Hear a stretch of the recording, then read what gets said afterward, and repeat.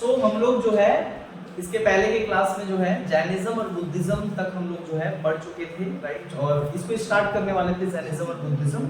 उसके पहले हम लोग जो है ये ऋग वैदिक और वैदिक सिविलाइजेशन हम लोग पढ़ चुके थे, और जहाँ पे हम लोग समझे कि किस तरीके से हड़प्पन सिविलाइजेशन की डिक्लाइन के बाद जो है एक नया सिविलाइजेशन का शुरुआत होता है, एक नए तरीके से, एक नए सिरे से, जिसको हम लोग कहते हैं वैदिक सिविलाइजेशन। उसके देखा गया वैदिक सिविलाइजेशन में चीजें थोड़ी चेंज हुई। अर्ली वैदिक समाज में एक तरफ का था, वैदिक सिविलाइजेशन थोड़ा दूसरे तरफ का समाज था, और वहां से जो है एक नया तरीके का पॉलिटिकल इंपीरियलिज्म भी स्टार्ट होता है, जहाँ पे हम लोग देखते हैं 6th सेंचुरी बीसी आते आते आते आते देखा जाता है कि राइज ऑफ महाजनपद भी स्टार्ट हो जाता है और कॉन्फ्लिक्ट भी स्टार्ट हो जाता है। ठीक उसी टाइम पे जिस टाइम पे 16 महाजनपद का उत्पत्ति हो रहा है और आपस में लोग क्या कर रहे हैं, एक दूसरे से कॉन्फ्लिक्ट कर रहे हैं पॉलिटिकल टेरिटरी को कैप्चर करने के लिए। ठीक उसी टाइम पे क्या हो रहा है, भारत में एक तरीके का रिलीजियस मूवमेंट भी स्टार्ट हो गया था। उस टाइम पे एक सोशल रिलीजियस मूवमेंट भी जो है शुरू हो गया था भारत में, जहाँ पे धर्म और समाज में जो आई हुई जो परेशानियां थी, जो समाज और सोशल और जो रिलीजियस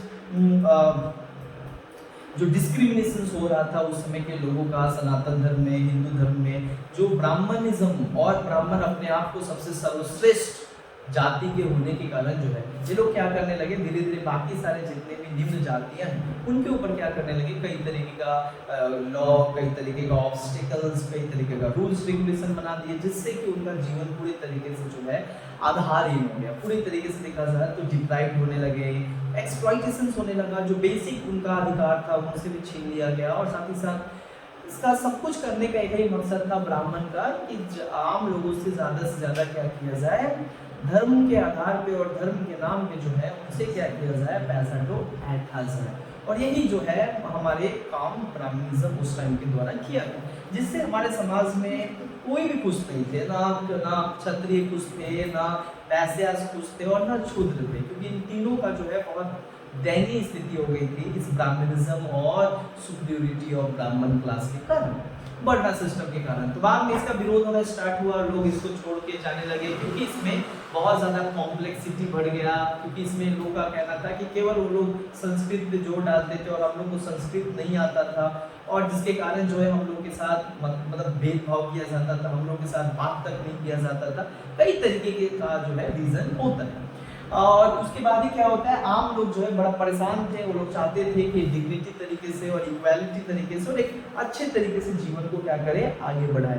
लेकिन अब वो समझ गए थे कि इस धर्म में रहकर जो है ये ऐसा संभव नहीं है, तो वो एक ऐसा धर्म का तलाश करने लगे जो धर्म जो है उनके जैसा हो, जो उनको वहाँ पे इज्जत मिले, उनको वहाँ पे अच्छे से जीवन जीने का जगह मिले, उनके साथ एक बराबरी का जो है ट्रीटमेंट हो, है ना। ये तमाम बातें जो है निकल कर बाहर आती है, और इसका कारण बनता है कि हमारे देश में जो है दो धर्म निकल के आते हैं। एक धर्म को हम लोग कहते हैं जैनिज्म और एक को कहा जाता है हम लोग बुद्धिज्म। एक करके हम लोग समझते हैं जैनिज्म और बुद्धिज्म ये दोनों ही क्या होता है, एक्चुअली 6 BC में क्या होता है, दो न्यू रिलीजियन जो है भारत में निकलकर सामने आते हैं, है ना। 6 BC यानी 6 सेंचुरी BC में क्या होता है, 600 BC में जहां तक हम पढ़ा रहे थे, 600 BC में क्या होता है, दो नया धर्म क्या होता है सामने आता है। एक धर्म को हम लोग यहाँ पे कहते हैं जैनिज्म और एक धर्म को कहते हैं बुद्धिज्म।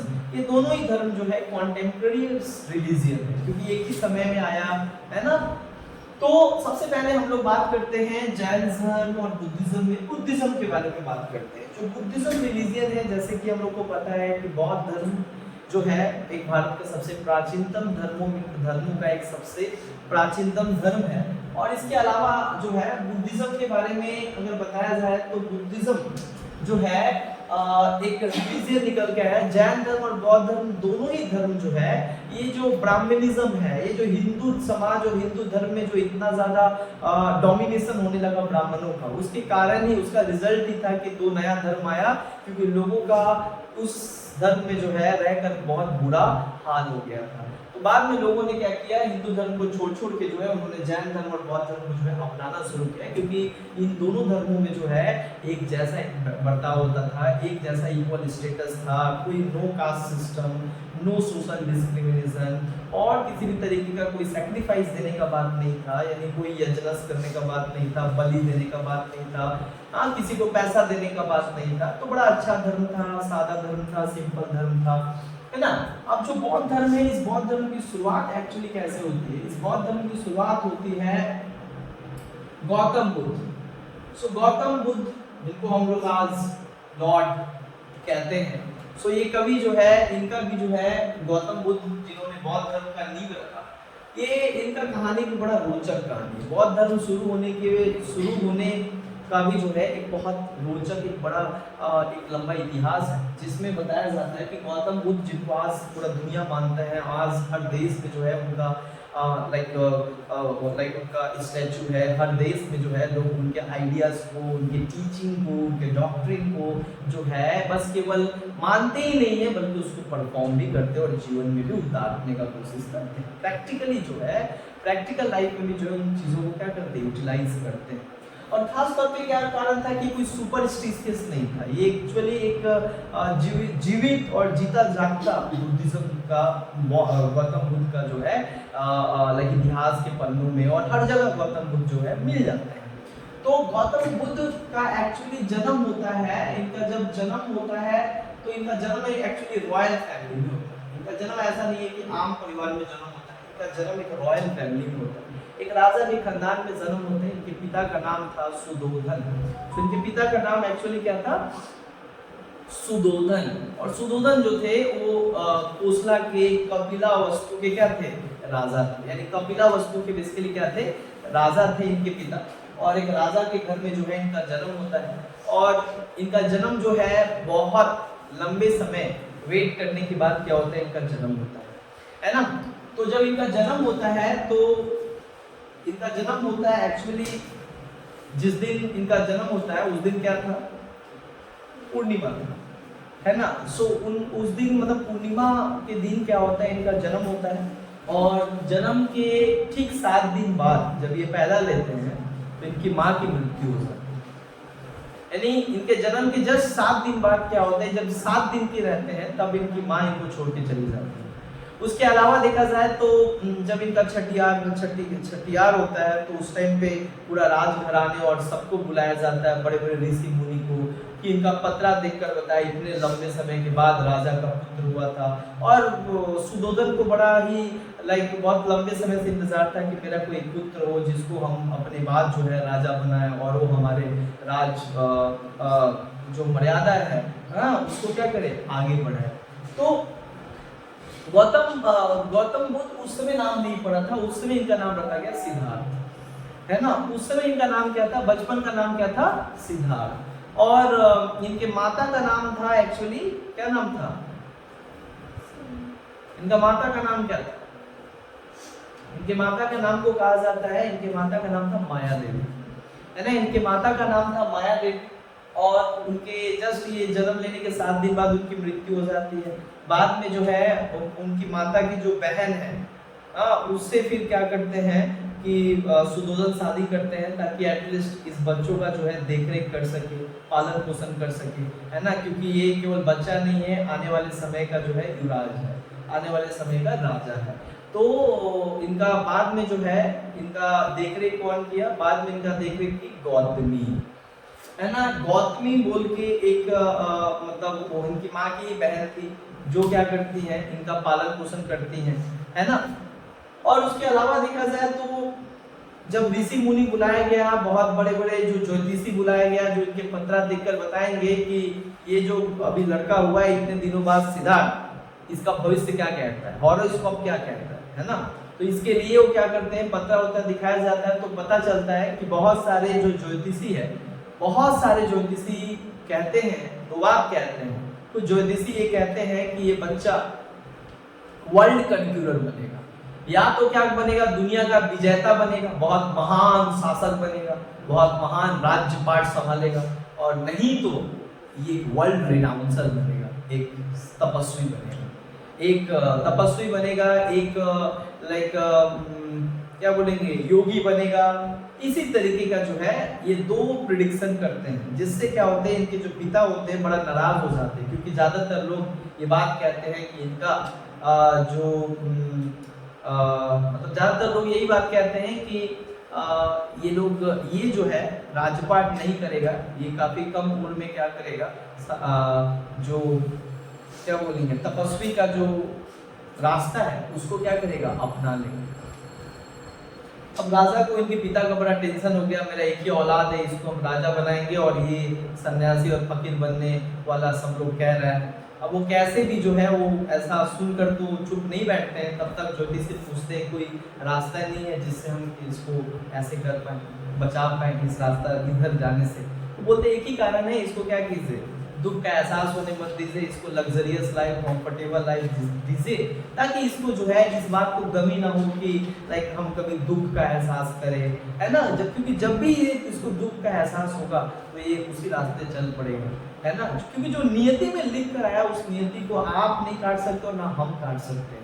बस आप इतना कर सकते हो कि इनको कभी दुख का एहसास ना हो। और इसके लिए वो क्या करते हैं कि इनके पिता जो है इनके लिए हर मौसम के हिसाब से इनके लिए अलग घर बनाया जाता है, इनका बहुत ख्याल रखा जाता है, इनका महल में जितने भी जो है बहुत सारा क्या बोलेंगे माली रखा जाता है, जो फूल के पत्ती जो मुरझा जाते हैं उसको काटे, ताकि कहीं से भी इसको कभी नाराजगी, कभी निराशा, कभी भी जो है जीवन में कभी भी जो है इसको कभी दुख ना पहुंचे।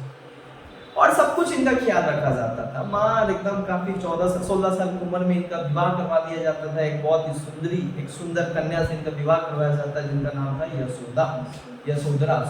यशोधरा से जो है इनका विवाह करवा दिया जाता है 16 साल की उम्र में। और उसके बाद उस यशोधरा से उनको एक बेटा भी होता है, जिस बेटा का नाम क्या था, राहुल, है ना।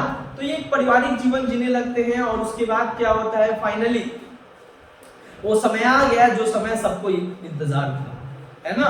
अचानक क्या होता है कि ये बड़ा अच्छा तरीके से जो है इनको हमेशा जो है क्या बोलेंगे शराब कबाब जो रईसी है उसी में रखे थे इनके पिता।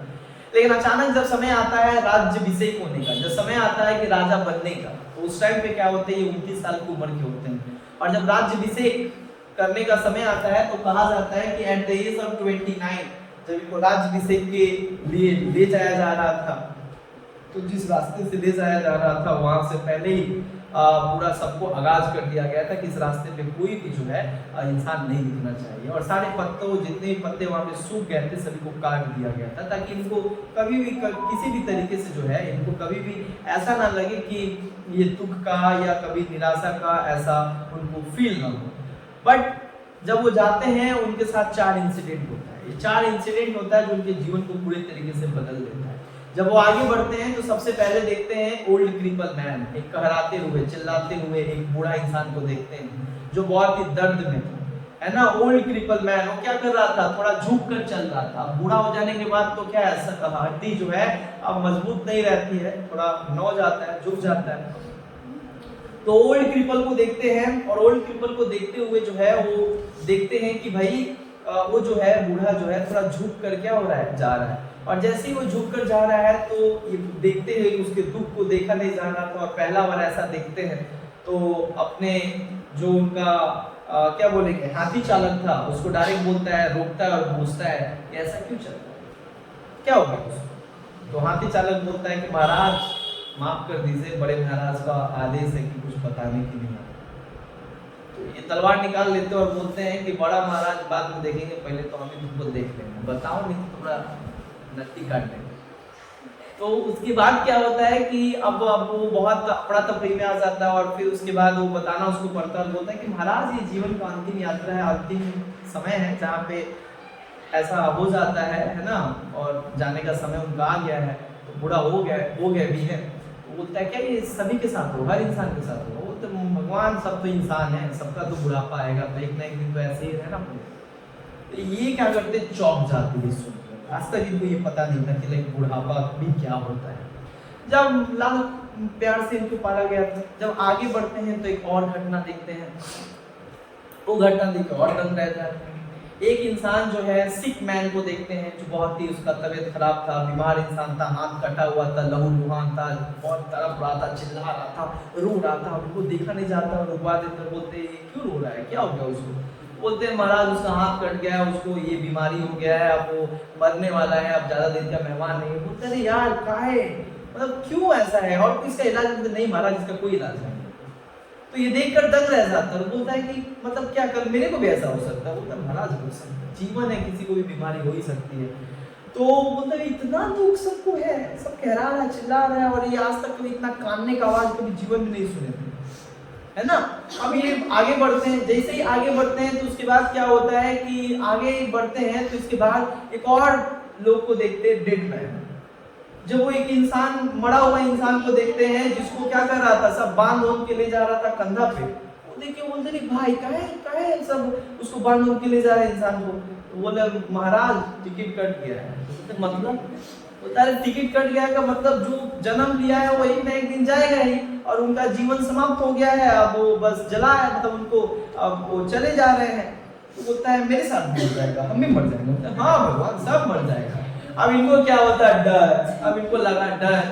अब क्या होता, आगे जाते हैं तो एक तो देखते हैं कि मार धोती पहना हुआ है, एक तो लोटा लिया हुआ है, एक तो डंडा लिया हुआ है, हमारे मगन में जो है गेरुआ कलर पहन के जा रहा है। ये कौन है? इसका चेहरा पे ना कोई सिकन है, ना कोई थोड़ा निराशा है, मगन में एकदम आधा कपड़ा पहने हुए, लाठी लिए, लोटा लिए घूम रहा है। बोला कौन है भाई? तो है ना, तो जब इसको बोलते हैं, ये पूछते हैं हाथी चालक से कि ये कौन है, तो इसको बताते हैं कि महाराज ये जो है ना समाज के मोह माया को त्याग दिया है, ये ना ये सन्यासी है, फकीर है, समाज के मोह माया से और इसको संबंधों से कोई मतलब नहीं है, ये भिक्षुक है, इधर उधर घूमते रहता है, खा जाता है, कहीं पे भी जाते रहता है, इसका किसी से किसी को मतलब नहीं है। बोलता है बड़ा अच्छा है भाई, ये सब तो जिंदगी अच्छा है, ये सब देखो ऐसे करके रो रहा है, रोने से तो अच्छा है कम से कम हंसते हंसते रहे, है ना। उसके बाद बोलते पीछे मुड़े घर चलो। अरे महाराज कहा ऐसे कर रहे हैं, हम लोग को जाना वहाँ पे राज्याभिषेक करने। बोलते राज्याभिषेक कल ले होगा, आज घर चलो, अभी जाने का इच्छा नहीं।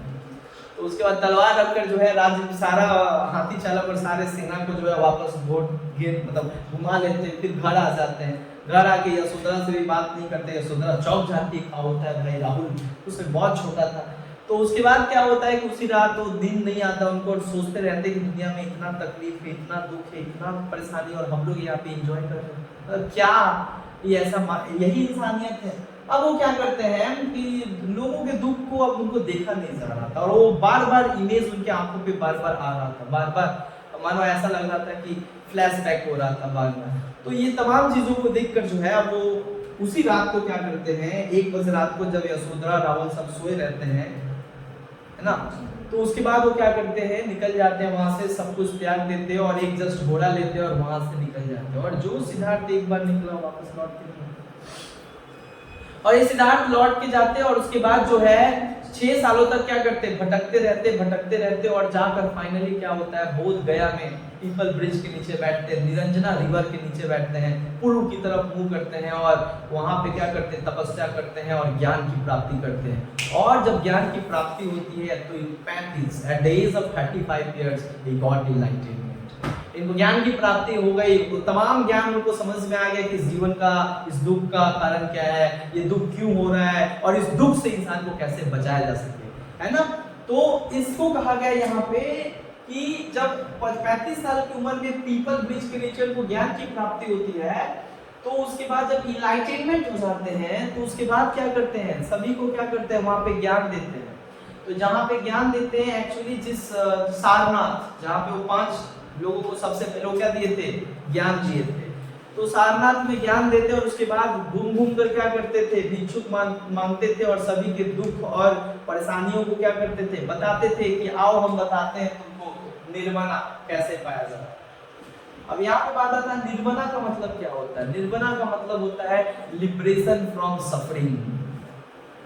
निर्वाणा का मतलब क्या होता है, liberation from suffering and problem, यानी जितने भी कठिनाई है, समस्याएं हैं, जितने भी जीवन में, उससे क्या निपटारा, उससे आजादी, उससे स्वतंत्रता, और इसका रास्ता वो बताने लगते हैं। और गौतम बुद्ध जो है उसके बाद यहाँ पे मिडिल पाथ का रास्ता बताते हैं, मिडिल पाथ का रास्ता बताते हैं, और बोलते हैं निर्वाणा कैसे मिलेगा। तो बोलते हैं देखो निर्वाणा कैसे मिलेगा, ऐसे मिलेगा कि दुनिया का, देखो इनका 2 सबसे इंपॉर्टेंट निर्वाणा बताने का तरीका, यानी लिबरेशन फ्रॉम सफरिंग। कैसे कोई व्यक्ति जो है अपने आप को मुश्किलों से, कठिनाइयों से, इन तमाम चीजों से क्या कर सकता है, अलग रख सकता है। सो यहाँ पे क्या होता है कि ये तमाम बातें जो है ये करते हैं। अब देखो यहाँ पे क्या होता है कि मिडिल पाथ में इनका दो सबसे इंपॉर्टेंट डॉक्ट्रिन होता है। सबसे पहला डॉक्ट्रिन है four fold path, fold path, और एक जो बताते हैं एट फोल्ड पाथ। ये दो तो डॉक्ट्रिन बताते हैं और इसी में सब पूरा संचय है जीवन को, अपने आप को जीवन से कैसे किस तरीके से जो है हमें अपने परेशानी और कठिनाइयों को किस तरीके से दूर कर सकते हैं और आजाद हो सकते हैं जीवन के और तमाम चीजों से। ये इसमें दो चीज में ये जो व्यक्ति समझ गया दुनिया में वो व्यक्ति अपने आप को जो है समस्या और दुखों से क्या कर सकता है, मुक्त कर सकता है। लेकिन फोर फोल्ड पाथ और एट फोल्ड पाथ, ये दो अगर क्या होता है जो डॉक्ट्रिन है जो फीचर्स है, अगर दुनिया में ये दो चीजों को अच्छे से अगर कोई इंसान समझ ले तो उसका जीवन जो है पार हो जाएगा। वो बोलते हैं सबसे पहले बात करते हैं फोल्ड पाथ। अब ये फोल्ड पाथ क्या है? देखो जीवन की चार सच्चाइयां बोलते हैं, जीवन की चार सच्चाइयां से बाकी सारे मनुष्य अवगत है। जिस दिन ये मनुष्य चार सच्चाई जान जाएंगे ना उस दिन उनके बाद उनके जीवन में उतनी समस्याएं नहीं होंगी जितनी समस्याएं सामने। अब बोलते हैं क्या सबसे पहला वहां पे वो बताते हैं कि देखो भाई लाइफ हैज इनएविटेबल सफरिंग, है ना, जीवन है तो उसके साथ क्या है, समस्याएं भी है। लाइफ इज इनएविटेबल सफरिंग, यानी जीवन में क्या है, समस्याएं रहेंगी। पहला क्या बताते हैं, life is inevitable suffering. Four path में क्या बताते हैं, लाइफ इज इनएविटेबल सफरिंग, यानी जीवन में क्या है, समस्याएं रहेंगी। दूसरा क्या बताते हैं, और बोलते हैं एवरी सफरिंग हैज कॉज। और बोलते हैं देखो भैया पहले तो तुमको ये मानना पड़ेगा कि हाँ जीवन में तो समस्याएं हैं, ठीक है, हर व्यक्ति के जीवन में समस्याएं हैं, इसको आपको एक्सेप्ट करना पड़ेगा पहले। दूसरा चीज आपको क्या एक्सेप्ट करना पड़ेगा और जानना पड़ेगा कि whatever the problem you face there is the causes behind it, उसके पीछे कुछ ना कुछ क्या है, कारण है। यानी एवरी सफरिंग हैज कॉजेस, है ना, एवरी कॉजेस बिहाइंड सफरिंग, हर सफरिंग के पीछे कुछ ना कुछ कारण है। तीसरा बात वो क्या बताते हैं, तीसरा बात बताते हैं कि तीसरा बात को समझना बहुत जरूरी है। क्या बोलते हैं, every suffering has to end, यानी वो बताता है कि देखो भाई जितने भी जो सफरिंग है, समस्याएं है ना, खत्म हो जाता है। यानी जो समस्याएं आपके जीवन में है वो समस्या आपके जीवन में हमेशा नहीं रहेगा, वो खत्म हो जाता है। अब बताते हैं चौथा रीजन कि खत्म होने का तरीका, how we end our suffering. हम अपने जीवन की जो तमाम समस्याएं हैं उनको हम लोग कैसे निवारण पा सकते हैं। तो सबसे पहला निवारण पाने के लिए क्या बोलते हैं, बोलते सबसे पहला आपको क्या करना पड़ेगा, अगर आप चाहते हो कि अपने आप को दुखों से मुक्त करने के लिए तो आपको एट फोल्ड पाथ मानना पड़ेगा। एट फोल्ड पाथ को कहते हैं अष्टांगिक मार्च। ये जीवन के 8 रास्ते हैं, अगर इन 8 रास्तों को आपने चुन लिया तो जीवन में आप कभी भी दुख परेशानी से कभी भी आप क्या करोगे, किसी भी तरीके का जो है परेशान नहीं हो, दुख परेशानियां जो है आपके जीवन से खत्म हो जाएगी। You can liberate yourself by following this 8 path। ये 8 रास्ता आपको जीवन में क्या करेगा, आपको शांति के रास्ते पे ले जाएगा। अब ये 8 रास्ता क्या बताते हैं, 1 2 3 बता देते हैं। 8 रास्ता बताते हैं। सबसे पहले बोलते हैं राइट विजन। सबसे पहले बोलते हैं कि जीवन में अगर आपका क्या है, राइट विजन सबसे होना जरूरी है। बोलते नहीं है तो बना लीजिए, नहीं है तो बना लीजिए, वरना जीवन जो है आपका यही बोलते बोलते कट जाएगा कि भगवान हमको ही सारा दुख दे दिए। पहला चीज होगा राइट विजन। राइट विजन के साथ साथ आपका पास होना चाहिए राइट थॉट। आपके पास अगर राइट विजन है, आपका नजरिया सही है, लेकिन आपका थॉट, उस नजरिया को पूरा करने के लिए आपका थॉट ही सही नहीं है, फिर बेकार। Right thought is very very important, है ना, फॉर अचीविंग योर गोल। तीसरा बात बोलते हैं खाली राइट थॉट होने से कुछ नहीं होगा, right attitude matters a lot. बोलते खाली राइट थॉट होने से खाली अच्छा सोचते हो, लेकिन अच्छा सोचने से थोड़ी होगा, राइट एटीट्यूड होना चाहिए। हेयर एटीट्यूड को यहाँ पे नजरिया कहा गया है, यहाँ का एटीट्यूड मतलब वो अपना एटीट्यूड मत समझना, ठीक है। तो यहाँ पे राइट एटीट्यूड होना जीवन में जरूरी है। चौथा बात बोलते हैं राइट कंडक्ट यानी राइट एक्शन। आपके पास तीन चीज हो, आप अच्छा सोचते हो, अच्छा आपके पास एम है, और अच्छा आप क्या करते हो, एटीट्यूड नजरिया भी उसके प्रति है, लेकिन एक्शन अगर गलत है, काम गलत कर रहे हो, अब कोई फायदा नहीं है। Right action is very very important. तो राइट एक्शन के साथ right mindfulness is very important. Right mindfulness, right mindset, अरे माइंडसेट मैटर्स अ लॉट भाई। अगर माइंडसेट आपके पास नहीं है उसको पाने के प्रति, बनना चाहते हो अफसर लेकिन माइंडसेट जो है नौकर की तरह है, तो फिर कोई फायदा नहीं है। बनकर भी आप वहां पे वो अपने अंदर वो तमाम पोटेंशियल नहीं ला सकते हो जो जिस पोस्ट को आप अचीव किए, होल्ड किए। Mindfulness is very important. तो ये तमाम बातें जो है वो अष्टांगिक मार्ग में क्या है, अगर 8 रास्ता तुम अपना लिए ना जीवन को, वही जितना बताया, अब ये 8 रास्ता को जो है यहाँ पे बताने की कोशिश। अच्छा यहाँ पे राइट कॉन्सेंट्रेशन, और बात है राइट कॉन्सेंट्रेशन, बोलते हैं राइट कॉन्सेंट्रेशन बहुत इंपॉर्टेंट है भाई। 100% कॉन्सेंट्रेशन किसी में लगाना बहुत बड़ी बात है। एक्शन कर रहे हो, कंडक्ट कर रहे हो, लेकिन आपके पास क्या है, माइंडसेट है, लेकिन आपका किसी चीज पे ध्यान ही नहीं है, फायदा नहीं। राइट कॉन्सेंट्रेशन का राइट अटेंशन, 100% अटेंशन होना चाहिए, तब आप वहां पे 100% अटेंशन देते हो तो कम से कम 60-70% आप ले लोगे, ले पाओगे, बड़ा कोई फायदा नहीं है ना। तो ये चीज बताते हैं। उसके बाद गौतम बुद्ध क्या बताते हैं, मिडिल पाथ बताते हैं। सबको बोलते हैं कि हमें कौन सा पाथ फॉलो करना चाहिए, कौन सा रास्ता चुनना चाहिए, मिडिल पाथ। मिडिल पाथ का मतलब होता है और इतना ही संपत्ति हमारे पास होना चाहिए, इतना ही रिसोर्सेज आप रखो जिसमें आप जीवन चलाओ। और दूसरा, अगर आपके पास औकात से ज्यादा अपने जीवन जीने से ज्यादा आपके पास अगर प्रॉपर्टी है, एसेट है, दूसरे को क्या करो, पालो। ठीक है ना, बात बोलते हैं। उसके बाद क्या बोलते हैं, तो जब यहाँ पे ज्ञान की प्राप्ति हो गया, बुद्धिज्म ये तमाम बातें कहते हैं, अहिंसा हिंसा का बात करते हैं। देखो थोड़ा ये क्या बोलेंगे, जो Buddhism does not believe in God. देखो जितने भी जो टेंपल है बौद्ध का, वहाँ पे कोई ईश्वर नहीं, there is only one station, and Buddha is not a ideal god like God. Buddha एक इंसान है जिन्होंने रियल संघर्षों को समझकर, बूझकर, ज्ञान प्राप्त करके लोगों को इनलाइटन किया, लोग को जो है सही रास्ता दिखाया, लोगों को निवारण करने का रास्ता बताया दुखों का, है ना। इसलिए कोई निर्वाणा, इनका मेन चीज है निर्वाणा, लिबरेशन फ्रॉम सफरिंग का बात करते हैं। और ये बोलते थे अपने आप को सफरिंग को लिबरेट करने के लिए अपने आप को सैक्रिफाइस करने की जरूरत है।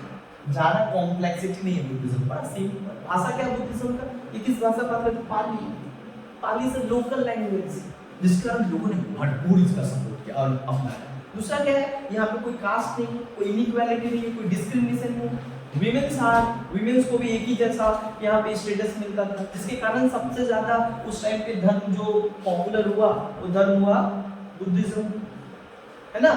तो बुद्धिज्म पॉपुलर होने के पीछे 2-3 कारण थे। एक तो सिंपल लैंग्वेज था, दूसरा क्या था, कोई नो कास्ट सिस्टम, सबको बराबरी का हक दिया जाता था, और तीसरा चीज क्या था, ज्यादातर जो लोग ब्राह्मण सिस्टम से परेशान हो गए थे, क्षत्रिय हो, वैश्य और शूद्रा हो, उन लोगों ने इसको बहुत बड़े पैमाने पे अपनाया।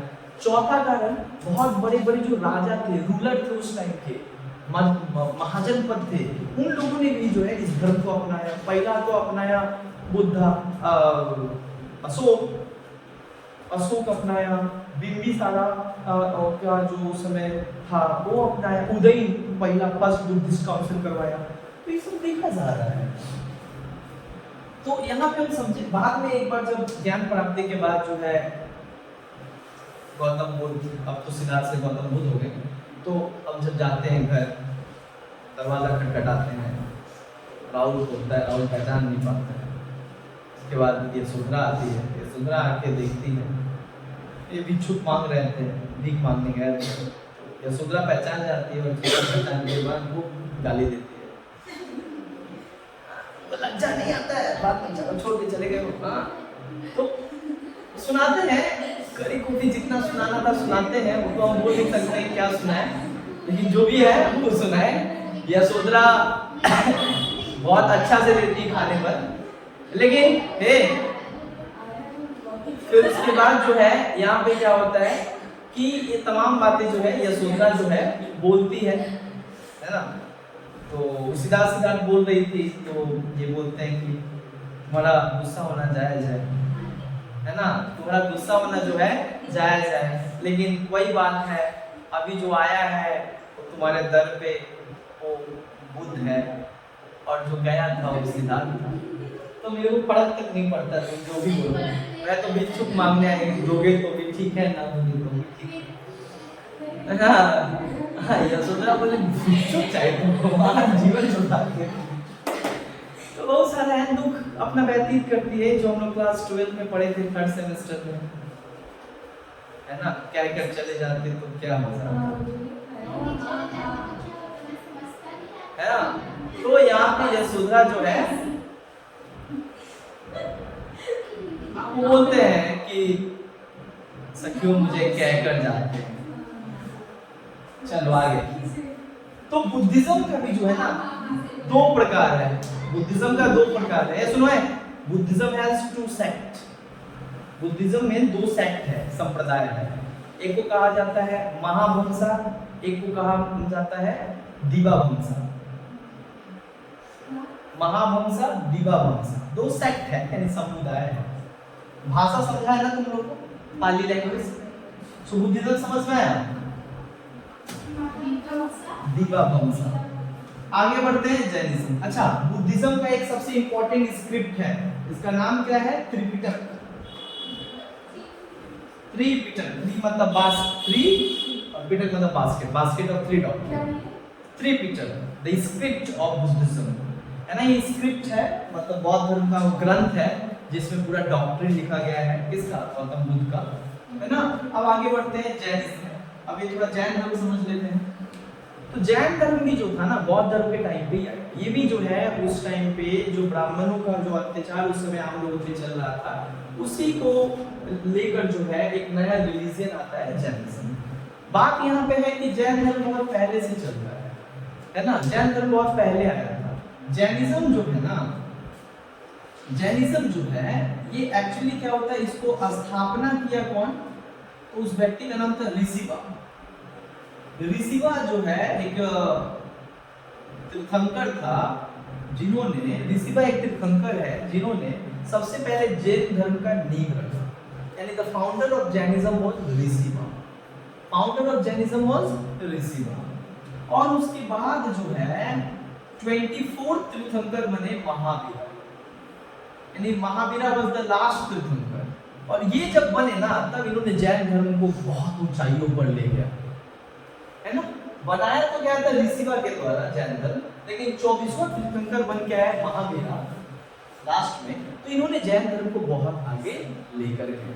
अब जैनिज्म क्या बात करता था पता है? जैनिज्म बात करता था मोक्षा। जैनिज्म एक्चुअली क्या करता था? मोक्षा का बात करता था। मोक्षा मतलब क्या होता है? मोक्षा का मतलब होता है liberation from life cycle. Liberation from life cycle, ये बात करता था लिबरेशन फ्रॉम लाइफ साइकिल। ये जो जीने मरने का जो लाइफ साइकिल है ना, उससे अपने आप को कैसे मुक्त करें, अपने आप को कैसे लिबरेट करें, इसके लिए जो है यहाँ पे डॉक्ट्रिन दिया गया है। खास बात है कि जैन धर्म में भी जो है, Jain religion also does not believe in God. ये भी जो है ना ईश्वर सेंट्रिक नहीं है, यानी गॉड सेंट्रिक नहीं है रिलीजन, है ना। यहाँ पे भी आइडल वर्शिप वगैरह नहीं होता है। उसके अलावा बताया जाए तो जैन धर्म का एक सबसे मुख्य ग्रंथ है, इसको कहा जाता था अंगस। क्या है? अंगस। कई दफा पूछा जाता है, what is the main spirit of Jainism? So Jain धर्म का एक मेन स्पिरिट है अंगस। उसके अलावा देखा जाए तो जैन धर्म में जो महावीर हैं इनको भी बताया जाए तो इनका भी कुछ जीवन इसी तरीके का था। He was also born in a royal family. इनका भी जन्म जो है एक रॉयल फैमिली में हुआ था, यानी इनका भी जन्म जो है राजा के खानदान में हुआ था, जैसे जो है सिद्धार्थ का जन्म हुआ था। अब मजा का बात क्या था कि महावीरा और सिद्धार्थ में बहुत अंतर पाया जाता है। महावीरा का जो बचपन का नाम था वो था वर्तमान। महावीरा का बचपन का नाम क्या था? वर्तमान। दूसरा सबसे बड़ा बात था कि ये जो वर्तमान था और इनके पिता जो थे, पिता का नाम पता क्या था? सिद्धार्थ। हाँ, इनके पिता का नाम सिद्धार्थ था जो एक राजा थे, है ना, यानी गौतम बुद्ध का नाम के ऊपर उनके पिता का नाम था सिद्धार्थ। और हालांकि देखा जाए तो इनकी माता जो थी ना, इनकी माता का नाम था तृष्णा, है ना। अब हुआ क्या है, ये भी जब रॉयल फैमिली में क्या होता है, जब इनका जन्म होता है तो ये क्या करते हैं, एट द एज ऑफ 30 साल की उम्र में क्या करते हैं, ये अपने घर को त्याग देते हैं। सत्य की खोज में ये क्या करते हैं, 30 साल की उम्र में घर को त्याग देते हैं। बाद में नाम इनका पड़ा महावीरा, है ना, जैसे गौतम बुद्ध का बाद में नाम गौतम बुद्ध पड़ा, बट पहले तो वर्तमान ही था। तो इनका विवाह पहले भी हो चुका था, इनका शादी भी हुआ था यशोदा नाम की एक, यशोधरा और यशोदा, बड़ा कंफ्यूजन होता है, फिर भी इनका विवाह भी यशोदा नाम की स्त्री से हुआ था। और इनका एक बेटी थी, डॉटर थी इनकी, इनका नाम था प्रियदर्शी। नहीं, प्रियदर्शी नहीं,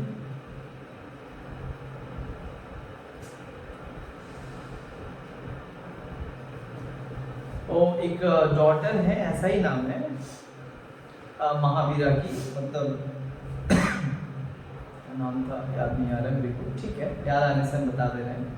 तो अब ध्यान दो, तो यहाँ पे जो है ना महावीरा जो है, यानी ये भी एक्चुअली कुल मिलाकर क्या थे कि ऑलरेडी पहले इनका मैरिड हो गया था, एंड देन उसके बाद ये घर को त्यागते हैं और उसके बाद जो है एक घर को छोड़ के जाते हैं। और 12 साल भटकने के बाद, वही है प्रियदर्शी, चलो भाई सही है। सो प्रियदर्शी जो है इनके इनकी बेटी का नाम था। तो 12 साल बाद, यानी जब 30 साल की उम्र में जब ये घर को त्यागे तो 12 साल बाद इनको ज्ञान की प्राप्ति हुई। 12th year ego got enlightenment। तो 12 साल लग गया एनलाइटनमेंट में, ज्ञान की प्राप्ति में। और 12 साल के बाद जो है इनको कौन सा पेड़ के नीचे, साल पेड़ के नीचे ज्ञान की प्राप्ति हुआ था। कौन सा पेड़? साल ट्री। साल समझते हो? साल ट्री के नीचे जो है बैठ कर ये ज्ञान की प्राप्ति इनको। और जब ये ज्ञान की प्राप्ति होता है तो ये भी क्या करते हैं, मोक्ष का रास्ता बताते हैं। और ये इनका 2 सबसे इंपॉर्टेंट डॉक्ट्रिन है। सबसे पहला इंपॉर्टेंट डॉक्ट्रिन क्या है? त्रिरत्न।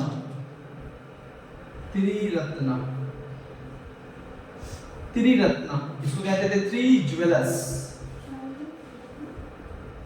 यानी 3 डॉक्ट्रिन। इसमें वो 3 बात कहते थे। बोलते थे कि मेरे दोस्त, सबसे पहले आप लोग को अगर मोक्ष की प्राप्ति करना है ना तो ये 3 चीजों को आपको समझना पड़ेगा। तो बोलते थे क्या? तो बोलते थे देखो, सबसे पहला चीज होता है ना, बोलते क्या? बोलते राइट एक्शन। क्या बोलते थे? Right action.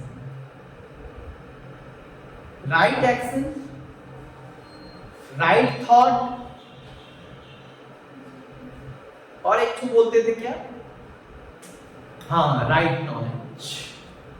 बोलते हमें जो है ना इस जिंदगी में 3 चीज के ऊपर हमेशा काम करना चाहिए। राइट थॉट, है ना, सही सोचे, अच्छा सोचे।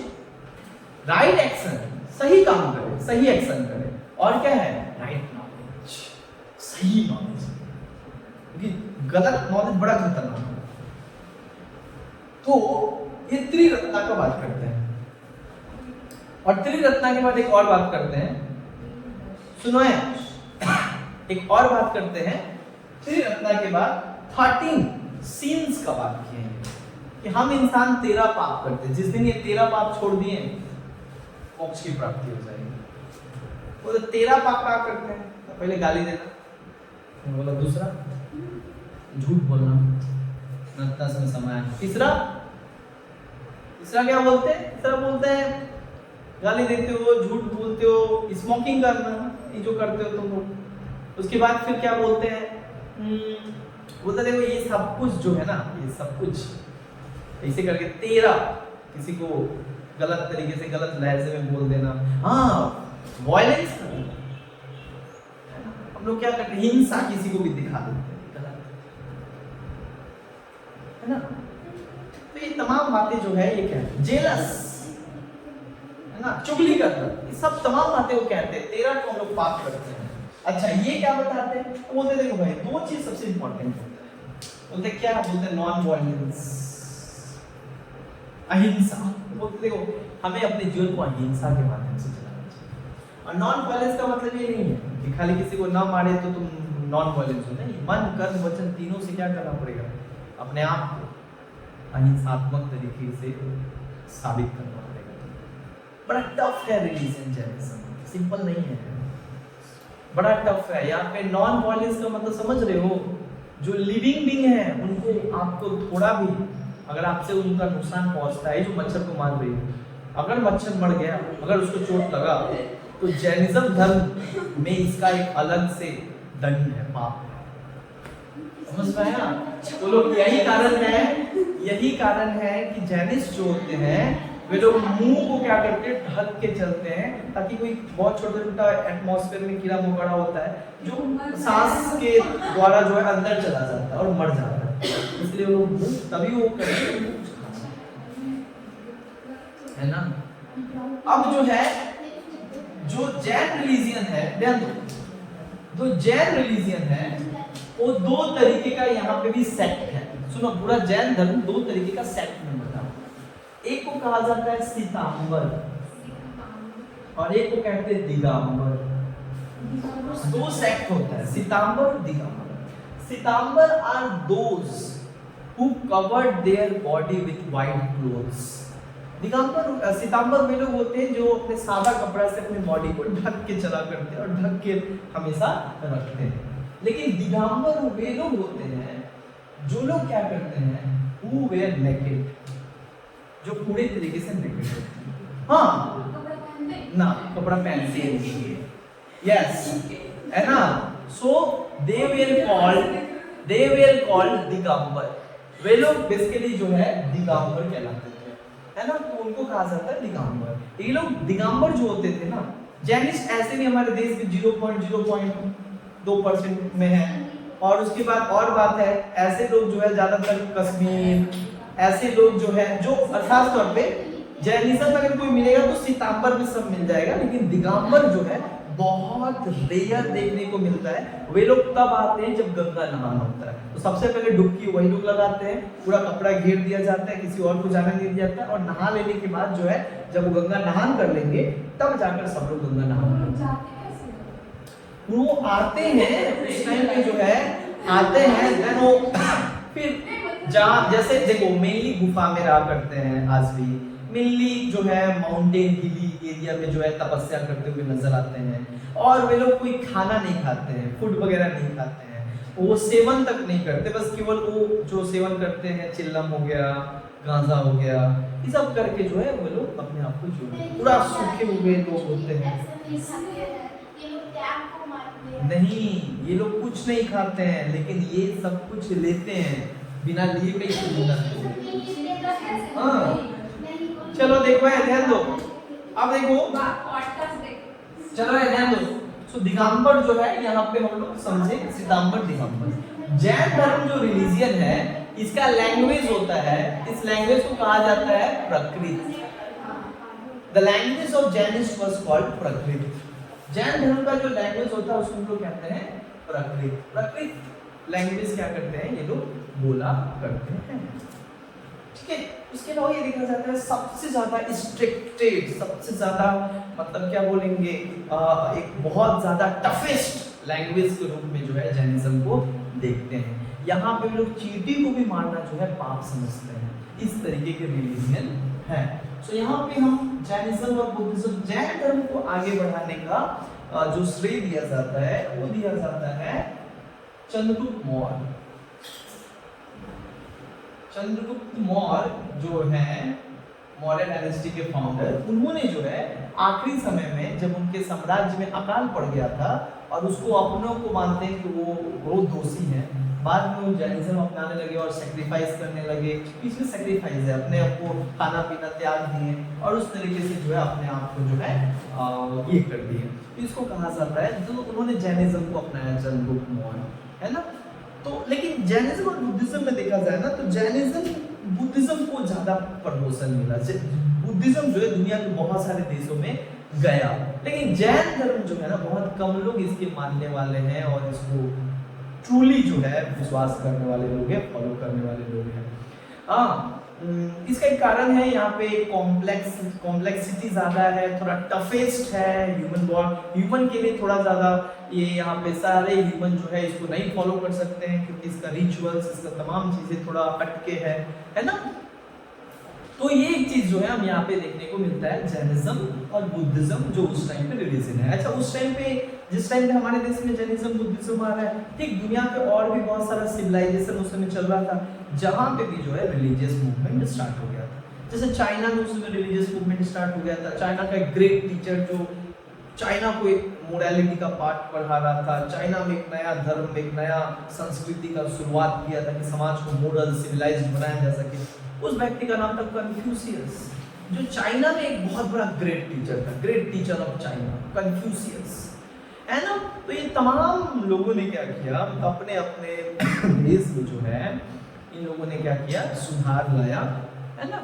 तो इस तरीके से देखा जा सकता है जैनिज्म बुद्धिज्म नहीं, तो चाइना में एक्चुअली चाइना में अपना वहाँ का एक जो रिलीजियस लीडर था, टीचर था कन्फ्यूशियस, उसने जो है चाइना में एक नया रीति रिवाज की शुरुआत किया, डिसिप्लिन, यूनिटी, ये सब तमाम चीज शुरू की।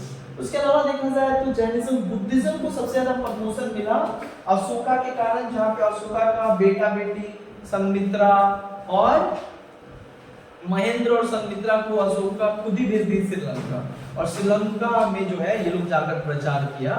यहाँ तक कि आज बहुत जगह है, भूटान में जाओगे तो वहाँ पे बुद्धिज्म है, चाइना में जाओगे तो वहाँ पे बुद्धिज्म है, जापान में जाओगे तो वहाँ पे बुद्धिज्म है, दुनिया के कई देशों में बुद्धिज्म है। बट बुद्धिज्म एक्चुअली निकला बौद्ध गया नेपाल का पार्ट से और पूरे दुनिया में फैला हुआ है, और सबसे कम जो है भारत में है। तो वही बताया जाता है कि जहाँ से निकला वहाँ से ऑर्गेनिक प्लेसमेंट इतना नहीं है, बट ये है ना। बहुत सारे राजा और बहुत सारे लोगों ने भी जो है इस धर्म को खूब माना, खूब प्रमोट किया, ठीक है। सो यहाँ पे हम लोग देखें कि रिलीजियस मूवमेंट और दो नए धर्म आया और लोगों ने इसको माना। क्यों माना? एक कारण था कि दोनों धर्म में किसी भी तरीके का कोई डिस्क्रिमिनेशन, इनइक्वालिटी, किसी भी तरीके का सैक्रिफाइसल सेरेमनी उतना नहीं था, खासतौर पे बुद्धिज्म में, जिसके कारण लोगों ने ज्यादातर इसको अपनाया, है ना। तो ये हम लोग का एक पूरा रिलीजियस मूवमेंट हो गया। अब देन हम लोग स्टार्ट करें डायरेक्ट आ जाएंगे कि उस समय जो महाजनपद लड़ाई चल रहा था, फिर मौर्य एम्पायर किस तरीके से जो है बिल्कुल। Thank you.